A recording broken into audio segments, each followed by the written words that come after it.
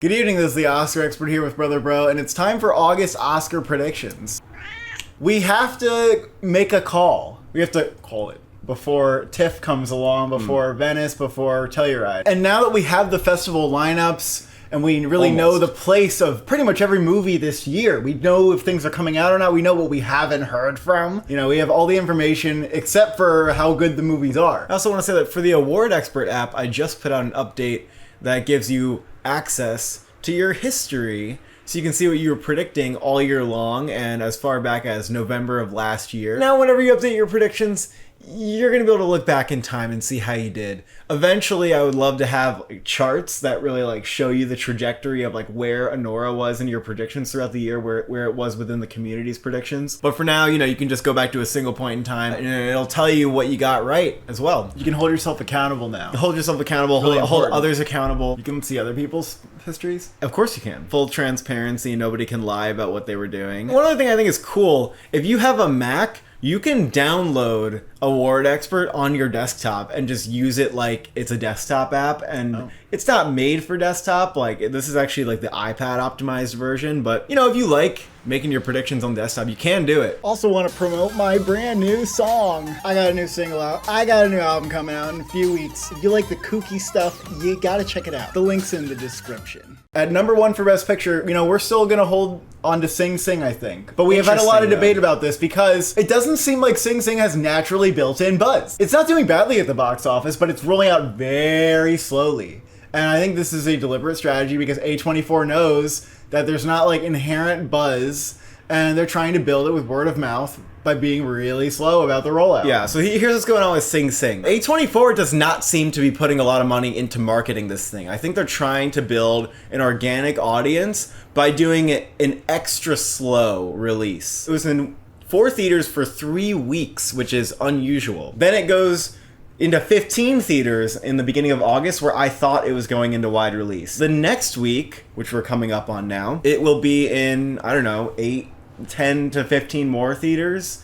So they're doing this very slow release, and they're trying to build a word of mouth based on the fact that they're confident it's a good movie and that it can do this on its own. But at the same time, I do wish there was more of a push for marketing. But from the outside, I'm going to speculate that they've calculated the marketing is just not going to bring in the people, and that they're just not trying to lose money on this thing, and they just want to... Or they're going to market it harder when it goes to wide release. They haven't gone wide. They simply haven't gone wide. No, but they're not going to go wide. That's what I'm saying. They're not going to go wide is an insane thing to say. That's not... Yeah, they're going to go wide. No, they're not. A24 movies always go pretty wide, unless it's Janet. No other A24 movie has done a release like this. That's awesome. I'm actually very glad that they're doing it like this. That's what makes sense. That's fine, but I'm just saying, I don't think it's going to go wide unless... Why wouldn't it go wide? The slow trickle keeps the momentum high, unless per theater average stays high. Which it's going to. It's doing fine so far. Let me ask you what you would consider a wide release. How many theaters are you talking about? Well, I guess you're going to say it's 50. 1,000? 50? I'm just going to tell you this right now. Janet Planet went to 315 theaters. If you think they're not planning to put Sing Sing in at least that many theaters, you're just mistaken. They're going to get at least hundreds. It's called a controlled release. They could release it wide if they wanted to, but they want to do the controlled release to build buzz, which is a good strategy. The way that you're framing it is A24 wants it to be wide. They'll take what they can get. It's not what they can get. Yeah. You think that only 30 theaters in the country are offering to play Sing Sing? I don't think you know how this works. I'm saying they're taking what they think the audience will provide. They're trying not to lose money. They want to build the Oscar buzz. They know the word of mouth is excellent on it. They know that everybody who sees the movie loves it. It might not be misguided to think that the buzz for the movie should peak a little closer to award season. We will see how it goes because, like I said, not really a clear precedent for this. Let me also throw out to you, The Hurt Locker premiered at TIFF the year before, came out in June, never reached the top 10 in the box office, and then won Best Picture. Sing Sing has not had a lot of press. There was a Good Morning America segment that didn't have a bunch of views on YouTube, but nonetheless, that did air, and that was in July. A24 produced a couple of featurettes and stuff. Usually at this point, you see articles for retrospective on Coleman Domingo's career, talking about who Clarence Macklin is and talking about the story of Sing Sing. I don't see these articles. They don't seem to exist. You know, maybe what they're doing is they're planning on blitzing it at the end of the year, which we know that they can do, which has been done before, which was done with Coda, which did not seem to have much of a presence when it came out on Apple TV in August. I think as long as they put this movie in front of the voters and get the actors who are in the movie to go to the screenings and stuff, like, they're going to get nominated for SAG Ensemble. They're going to win SAG Ensemble. And the movie's going to get the nominations it needs, and it can win. I'm a little worried about it, but I still think that the movie, just as long as voters see it, and I think A24 knows how to, like, at minimum, get it in front of voters.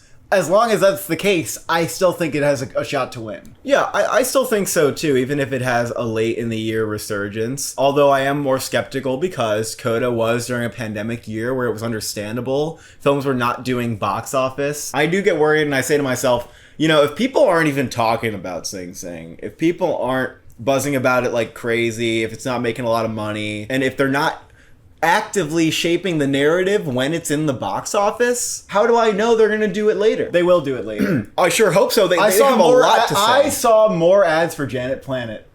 Yeah, and the reason is not because Janet Planet they thought was going to be a major hit. It's because when the time comes to be in a wide release, they'll do a little more marketing. That's your guess? I do think, you know, are we in a different era? Are we in a different era where now box office is a critical part of your Best Picture campaign? Depends on every year. And we're over the whole pandemic, like indie, no one's seen it. Avatar v. Hurt Locker. The last two Best Picture winners have been box office success stories. Right. So it's not a trend. It's not a trend. It's good. It's better. But what movie? Box office helps, and nowadays, obviously, always has been, but like especially, you know, after the pandemic, it's seen as an important asset to your campaign.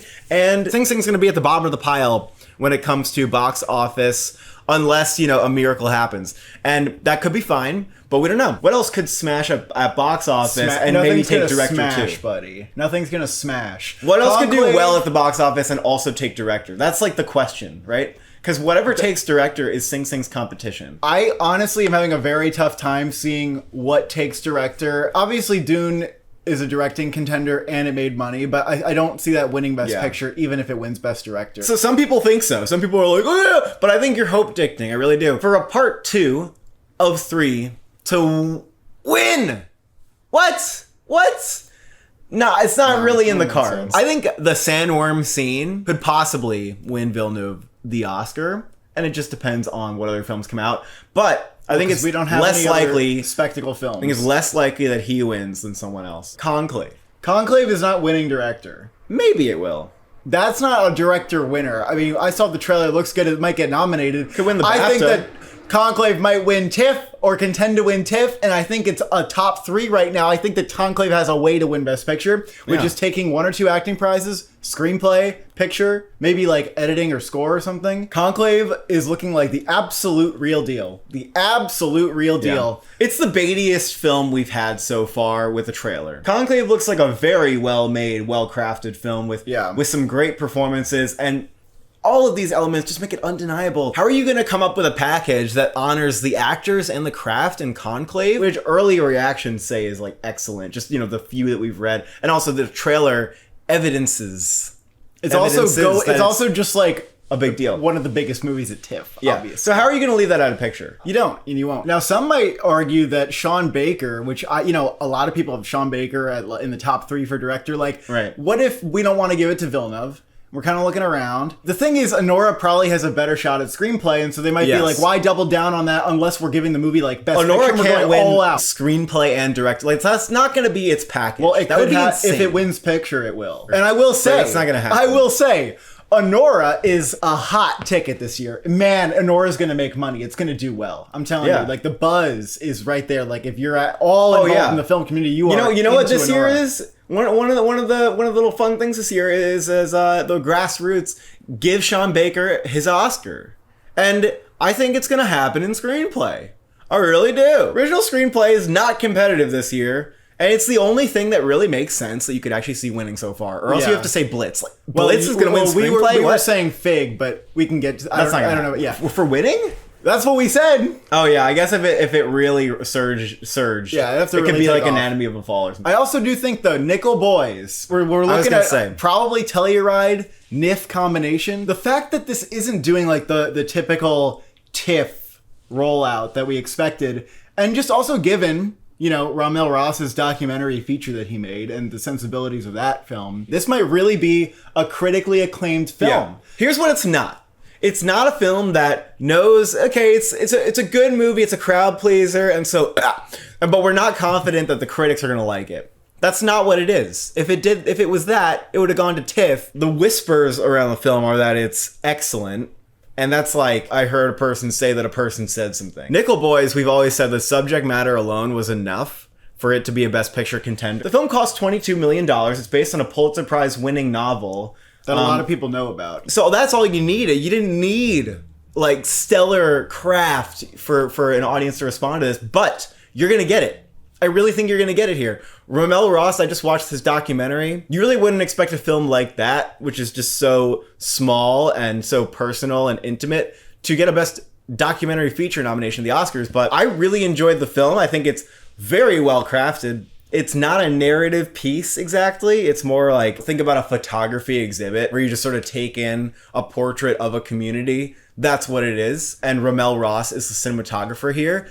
And his eye for cinematography, composition, lighting is excellent. And Nickel Boys also has cinematographer on All of Dirt Road's Taste of Salt, which seems like a great pairing if you've seen the documentary. I think it's going to be visually interesting, and it will be well edited and thoughtfully crafted. And all of that together makes me wonder, like, can that win? I think for sure you have to consider that in your top 10. Yeah, because it could get. And I am looking for like a sneaking win for that movie. Because what if that takes adapted screenplay, supporting actress?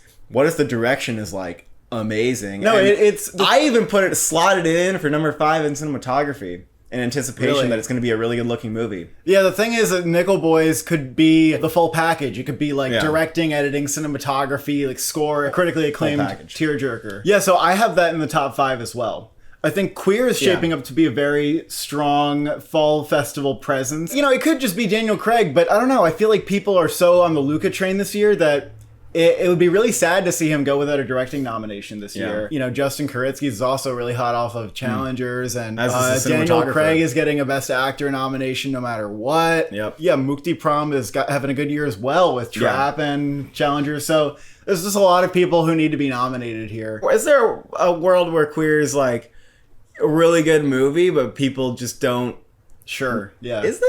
Why not? And then there's a world where it's a little bit just like a slow burn movie that critics like, and they cut 45 minutes out of it. Yeah, that's pretty good. It sounded like, from what Luca has said about the movie, it's like a movie about longing and connection and that kind of thing, and like discovering who you are and stuff. And I think it'll be very intelligently done and have this like political context mixed into it that critics are going to eat up. And also the period factor to it that makes it just a little bit more Oscar bait. Emilia Perez, I think that we have to kind of just say like, okay, sure, that's in. Yeah, because Netflix, that being their number one horse, and having so many prospects too, like that is a Best Actress and Supporting Actress contender, and it may be Supporting Actress ×2. Yeah, we don't know where people are going to go exactly, but we're going to speculate at this point. Gascoigne is going to go lead, and the other women are going to go supporting. You have a song contender there. You could get Selena Gomez nominated for her song. Don't you think that that's the most likely? Is a Selena Gomez song? It's not obvious when watching the film which song would be nominated, or if any would be nominated at all. They should just get whatever one charts. And obviously, Selena Gomez has to be attached to that song. Some people think that this can get like a whole slew of crafts. Like, I don't really know what's going to happen with it. You tell me. I mean, is this cinematography, editing, makeup? It's hard for me to tell you because costumes? I didn't think this was going to be a Best Picture contender after I saw it. It's a well-made film overall, and if people really respond to it, I do believe editing and cinematography and maybe sound would be in the cards here. This is a high ceiling, but it has high variability. It does have high variability, and I think people are sometimes underestimating that, like, it was not the most beloved film in Cannes. It was one of them, though. Yeah, I know, but it's even like the Letterboxd curve shows there's some divisiveness, and that's not going to go away. Like, it's Cannes is not even its most friendly audience, though. And I still don't think it's going to break 80 on Metacritic. I wouldn't call it a top 5. You know what I mean? I think that mainly the actors are keeping it in, the fact that it has such potential there. I do wonder, though, if it is top 5. I think Netflix is going to campaign it like it's a golden horse. Whatever. Maestro was like Like, they might try to win. Maestro was 8 to 10 last year. Emilia Perez is just going to happen. It's Netflix's main horse. They'd be very wise to do this over any other film, including The Piano Lesson. And The Piano Lesson is going to be acting only. Yeah, we kind of know what The Piano Lesson is. I don't think The Piano Lesson is going to be amazing. The first image makes me think, yep, people are going to say the same thing they say about like all movies that are directed and look like plays, that it looks and feels like a play. I think there's really only many buzz around the performances. I want to mention Blitz because I think that I'm sure there were some people who, when we were talking about, oh, what could win like director, people were screaming, Blitz! Blitz! And we actually didn't say it. So, I mean... Oh, yeah, that's funny. Well, listen, so Blitz, I think this is what's going to happen. I think that Blitz is going to be good enough that it gets a lot of nominations, but it's left out of acting, and it's not his most acclaimed film. Well, that's and for it sure, because we know what his most acclaimed film is. Sure, but like something about the movie following a kid around, I think it will get a 3.7 or 8 on Letterboxd. Yeah. Like, I don't think it's going for like a 4.1 kind of thing. That would mean it would like win director. And here's what it could be. It could be this year's Mank or Maestro. Meaning, it's so Oscar baity that you have to do it. And also, you know, people like it. They say it's a very well-crafted, very good film. But it's not by any means Twitter's favorite, and it doesn't have fans all around. It's going to be a well-crafted, well-directed, well-made film. And it's about something that leaves important. Steve McQueen in Best Director for me. BAFTA will like it, I'm sure. BAFTA might really like it. How are you feeling about Joker? Because I don't even know what's going on here. The issue I see with not having Joker in is I'd be like, well, is it still going to get like cinematography and production design because it feels like it has to get those? It doesn't have to get those. Lady Gaga, if she's not lead, there's just something about it that's not as compelling to me. Like, if she can't fit in for like a lead nomination, then, you know, what are we doing with the entire package at this point? You mean if she just gets supporting and Joaquin stays in? I mean, that's still I don't know. good. I mean, Joker has always been a little tricky. I don't know what's going to happen with it, you know? Joker 1, it was a top 5 film. I have a harder time seeing Joker number 2 as a top 5. So that makes me wonder if it could just slip out if people are like, yeah, it's a good movie and everything, but we don't need to do it again. You know, like Joker 1, it's going to be populist entertainment. It's not going to get an 8 on IMDb this time, though. You don't think so? No, because Lady Gaga's in it.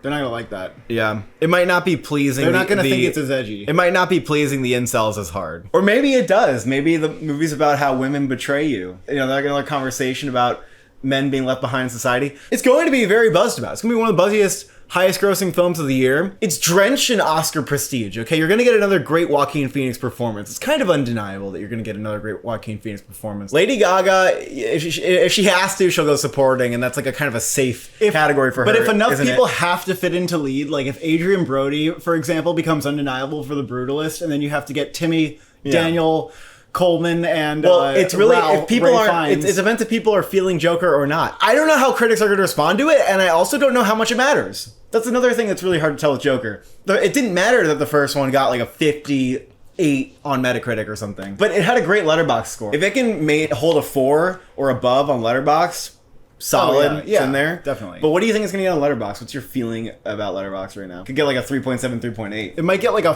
fat 3.8, where like it actually has like a decent amount of 9s and 10s too. Yeah, a wide 3.8. Right. You know. And in that case, I'm still kind of like maybe not. You know. So it might just be too big to leave out of the cards, and it's going to be very talked about. Honestly, what's likely is people who were really big fans of the first don't think it's as good. And maybe some of the people who liked it less are bigger fans this time around, but they're not stans. It's also more Oscar bait than the first one in the sense that it's a jukebox musical. And I think that Joker is a swappable film. One of these big boys is going to tank. I don't know if that's Blitz. I don't know if it's Joker. I don't know if it's probably not Congo. How many films in the history of the Oscars have gotten their first and second films nominated for Best Picture? Avatar, Dune's about to do it, and The Godfather did it. There's not that many, but also, as we know, we've been getting more sequels and remakes. Well, also Gladiator is asking the same question. A Complete Unknown is interesting because it's coming out this year. At first I thought, okay, it looks like a pretty average music biopic. It'll probably be good because James Mangold is a competent filmmaker, and Timothée Chalamet is going to be good. Maybe it can get lone Best Actor. But since then, you know, you gotta be honest about the situation. First of all, we don't want to be an Elvis situation where we were denying Elvis the whole year. Second of all, it's not for no reason that Searchlight is trying really hard to put this movie out this year. It's probably because they're not that confident about Night Bitch. They're not super confident in A Real Pain. They like to have a movie in the awards conversation, and this is their number one horse. If you are Searchlight's number one horse, how do you miss? Yeah, how do you miss? This movie is not just a Timothée Chalamet thing. Ed Nortz is playing Tom Seeger and is a major role. So he's also playing a guy who sings, and he's got a little bit of makeup on. Yeah. And that could definitely happen. A little nose touch. And a little earlobes and some baldness. Yeah, they're both nominated. Timothée Chalamet. Also, these music biopics tend to not just be like picture or actor.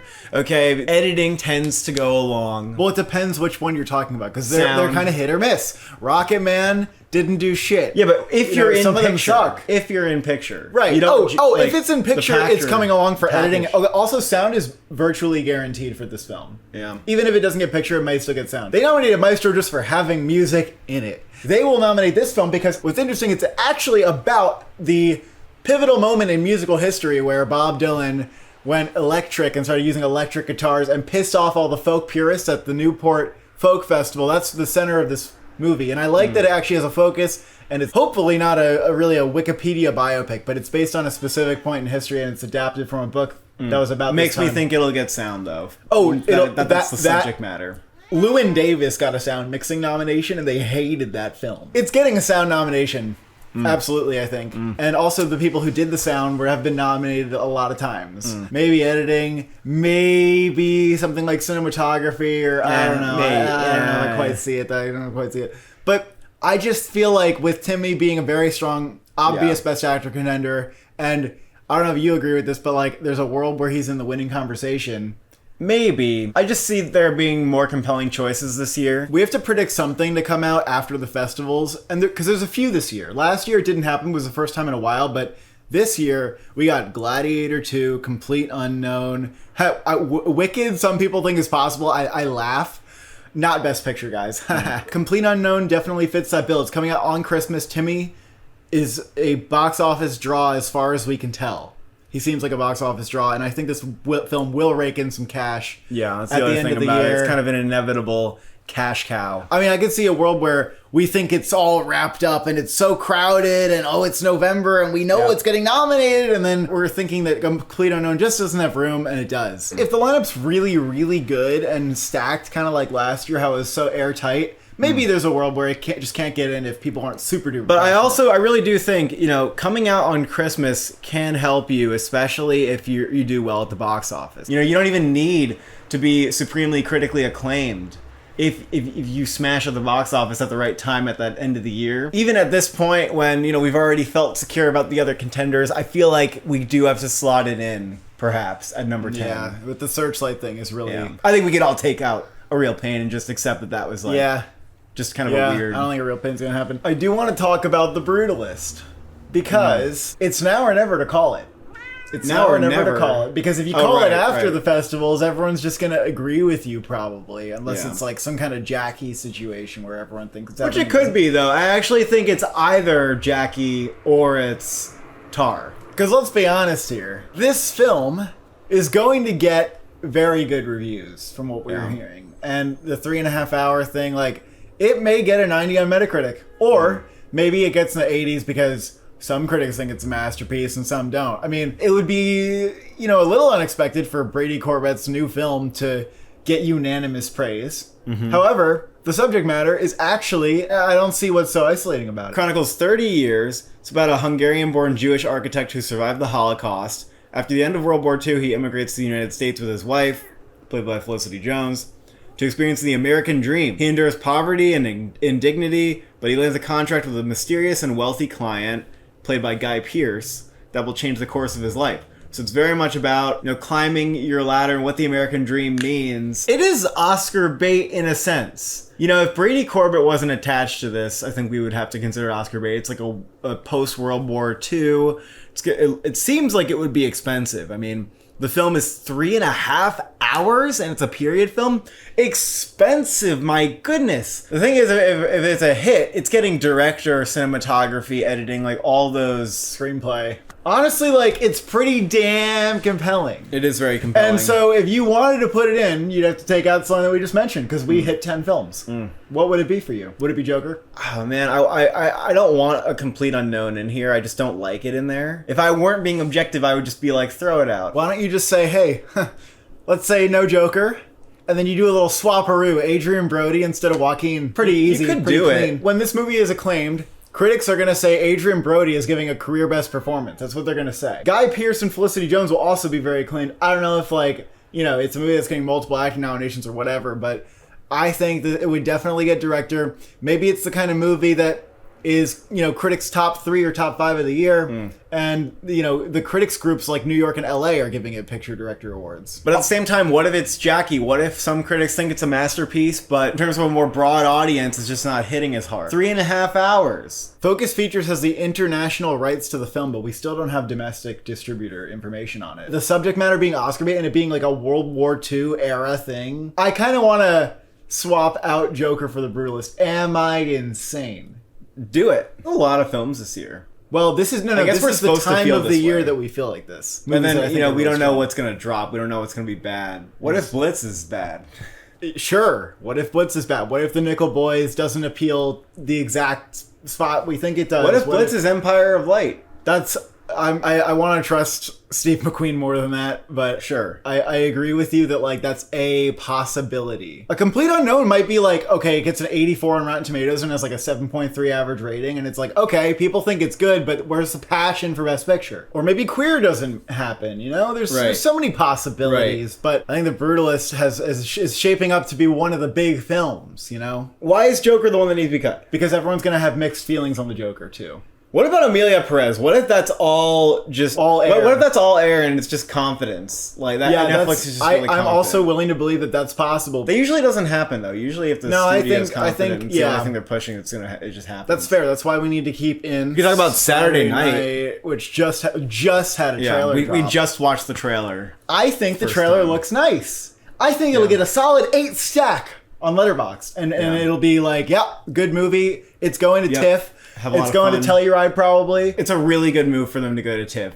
Because if the audience is... the audience will probably be receptive to a movie like that. Yes. And it could place in the top 3. And it reminds me of Glass Onion. You know, Glass Onion's that, like, thriller comedy with a giant ensemble cast, well-made film, screenplay contender, ensemble contender, that just feels like it's maybe not quite right for Best Picture. Do you agree that it's a screenplay SAG ensemble? But something about it doesn't feel like Best Picture, and one of those things that the most likely acting prospect from it, I don't think the supporting cast is going to have like one big standout. Yeah. I think it's honestly Gabriel Abel in the lead is like the big prospect, and I don't think it's going to happen. He'll get Globe Comedy Actor.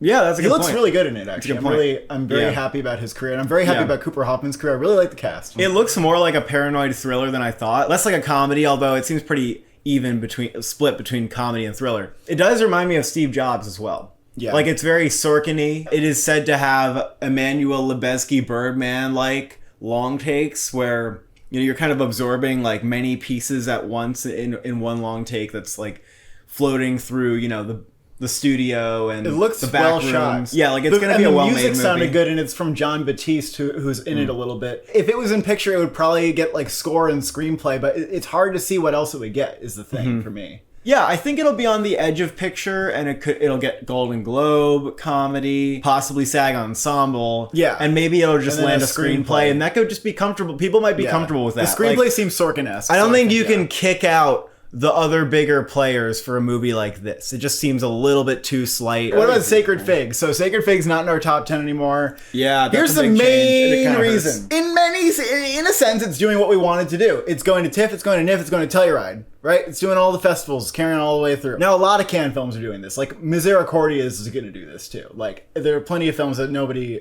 is paying attention to that are going to do this anyway.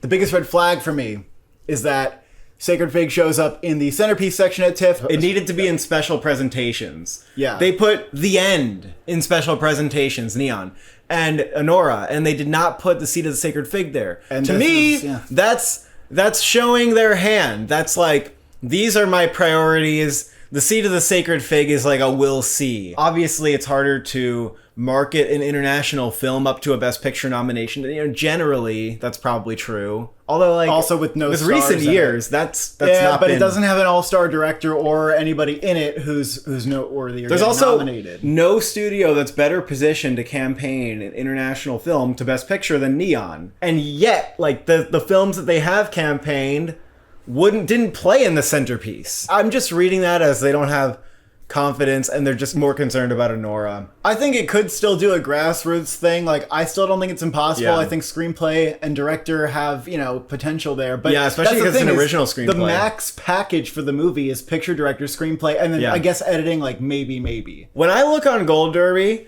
and I see that an international film is floating around in screenplay, that has been a good bellwether that the film is going to transcend. Critics like the movie a lot, but it has a complaint about it, and that will keep it from maybe, like, winning those top prizes that we would need to see, like winning a picture or director prize at New York or LA Film Critics, which seems like a bellwether for a movie like Zone of Interest or Drive My Car to Right. Also, you know, The Brutalist could be that director winner at one of those, you know, or maybe it's circles. Guadagnino. Like, it's just, we don't know yet, but it could be Rasulov, but there is that thing where people think the third act is flawed. So many people think that. It's also just the point in the year where it feels much more crowded than it's going to feel later. And The Seed of the Sacred Fig is one that, if a couple of these drop, it could look like a shiny new object to throw back in there. But we would really need to see, like, 2 or 3 of these films drop in order for that to happen. But Neon needs to campaign and make sure people understand the story behind the film. Yeah. And it would benefit if those critics pick slots in Best Picture are looking a little thinner.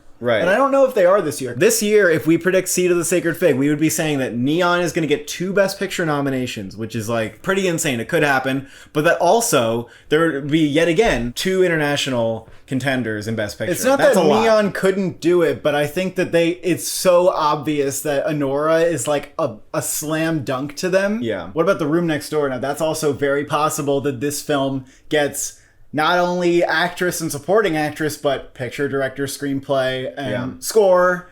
Here's the thing. I don't think it's nearly compelling enough to get in the top 10. The actors are compelling and maybe screenplay. Is it adapted? It is adapted. Which then it's not even compelling if it's adapted. Adapted is much more crowded. But I think this will be a very good, critically acclaimed movie that people just don't see as being big enough to be a Best Picture contender. It seems like a more contained movie. Maybe it'll almost be play-like. It just seems smaller and like more of an indie. And I could see it being hyped up for actors, but being comfortably left out of picture.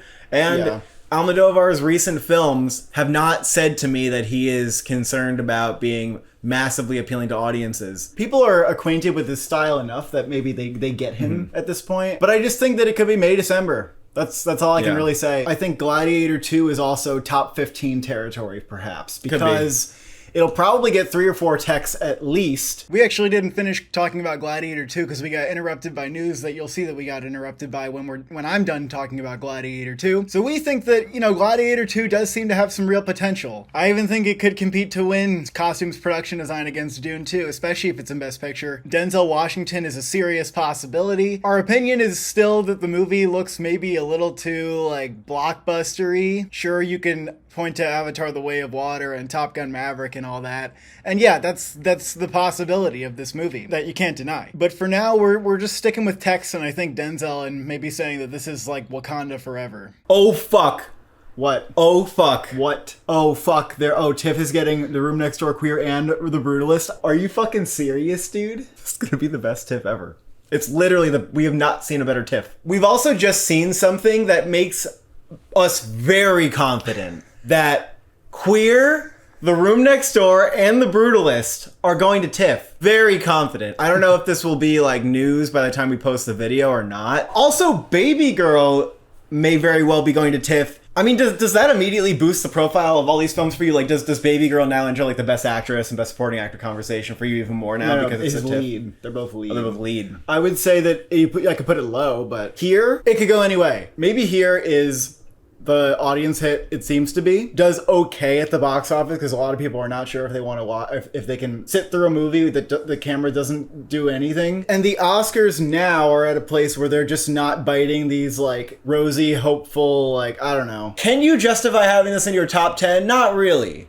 Not really. It doesn't make a lot of sense. I just don't really get it. You could do it, but you'd be going on a kind of a long shot. Like the trailer, I don't think the trailer was a win. You know, there are some positive signs, like, sure, the release date shows some confidence, and some test screening reactions are really positive. Yeah, I don't think... There's some positive signs, but it's like, definitely not enough for me to put it in the top 10. Maria, I mean, I think it... Probably the same fate as Jackie seems like and Spencer. it. And also not? Stephen Knight, who wrote Spencer, is writing it, and that was weirder than Jackie, maybe. That's cool. I am excited for it. A Real Pain is just kind of down here after the Searchlight thing, and even just looking at Ed Nordy, considering that John Lithgow it could coattail, like all these things, Denzel Washington after the Gladiator 2 trailer, like so many things make me think, man, maybe Kieran Culkin doesn't even make it in this year. And maybe with original screenplay, like with The Brutalist and Saturday Night, and maybe even original screenplay, like... But A Real Pain going goose-egged, in the end, would be completely unsurprising, wouldn't it? Yeah, I guess. Wouldn't it? It makes total sense that might just not get into the Oscars. I don't know what to do with the end, because I think it is going to Telluride and TIFF. TIFF and Telluride. And, maybe New York. Not Venice. We'll see. I'm pumped.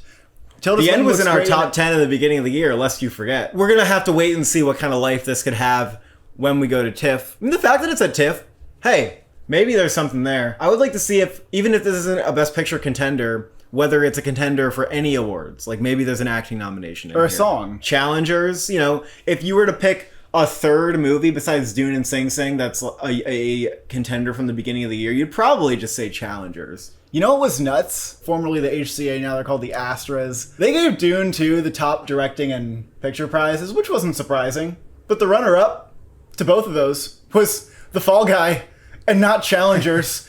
And That's actually insane. Absolutely broke me. Especially director. It's like, what Luca did with Challengers is not as impressive as what...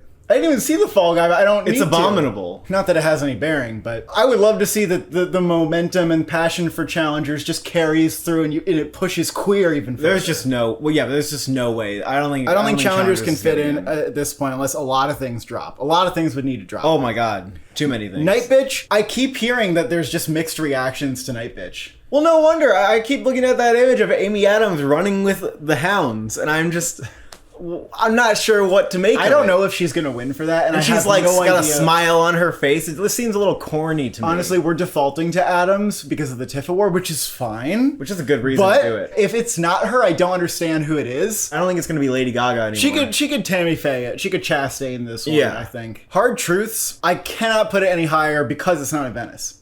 And the rumor is this is getting rejected from these festivals, which is insane. There's not good buzz on it. There's just one of the best filmmakers, and he can't get into this. We're almost out of contenders here because I am not out of contenders. I am not putting in the collaboration in the actor because how do those movies even come out this year if they are not at a festival? Yeah. Meaning, like, what's the release strategy? Maybe they're coming to Sundance next year. Maybe they're waiting to TIFF the other year. But they're not coming out this year unless you're fucking Freud's Last Session. Unless they're gonna Freud's Last Session. Like, unless they're not confident, they just don't think it's gonna be good. They don't even think it's worth going to TIFF with. Yeah, so I'm not even considering that. I don't think that I'm Still Here, from what I'm seeing from the images, is convincing me it's gonna be beyond an international player. The Fire Inside is one of like 3 fighting/boxing movies. There's also Unstoppable at there TIFF. are images from it, and it looks like kind of exactly as expected, and I don't know if it's going to be so compelling. Nosferatu, I continue to not believe in the movie's chances. I have hopes for it being very good. I just don't think it'll be an Oscar thing. I also don't think it's going to be a masterpiece. I don't see the evidence for it being a masterpiece. I can see how some people, though, will watch the trailer and say, like, I don't understand how this couldn't get at least like a couple techs. But I don't know, The Northman didn't get a thing. And The Northman had very good costumes and production design and cinematography, and I don't know if Nosferatu even feels distinguishably like a whole step above that. Like, it has a lot of style, but I'm not sure it looks like the guaranteed production design costumes nominee. I'm still gonna predict a goose egg for it, but not opposed to thinking maybe it gets like production design or something. The Smashing Machine, we're getting so many that just had rumors about like what's coming today out, but that it's doing 2025. Yeah, I know. If they want, they could scrap it together by the end of the year. Like, they probably are capable of doing that. Well, why doesn't A24... Well, listen here, man. Sing Sing is going to finish theaters in like, September or whatever, right? Maybe October. Like they did last year. They had Past Lives come out earlier in the year. They had Zone of Interest come out late. Could A24 maybe pick up The Brutalist or Queer. A24 is one of the most compelling options to pick up one of those two movies because they don't have a, like, fall release planned for a big awards movie. What other studio seems to lack a contender that might want to pick up one of these films is also a question, because I feel like every studio has... They've got something. A decent horse, you know? Yeah, All We Imagine Is Light is doing all the festivals too. I don't think there's a lot of hope in the Best Picture. I'm still seeing that, like, there's really almost no, like, big female directing option, and maybe that's still the biggest. I could see The Substance being one of the splashiest films of the year. And being movie's biggest hit ever. That's going to happen. Demi Moore, people might get excited about and try to make her happen for Best Actress because of her career narrative. I think it's just going to get makeup. And I actually do think it'll get makeup. I think that's it for Best Picture. Very excited that Toronto's happening and we got the goods. Like, we just learned in this video that we have the goods. We're both going. We'll be bringing that coverage to you that you need. Thank you for watching. Thank you for subscribing. What are you going to do with The Brutalist?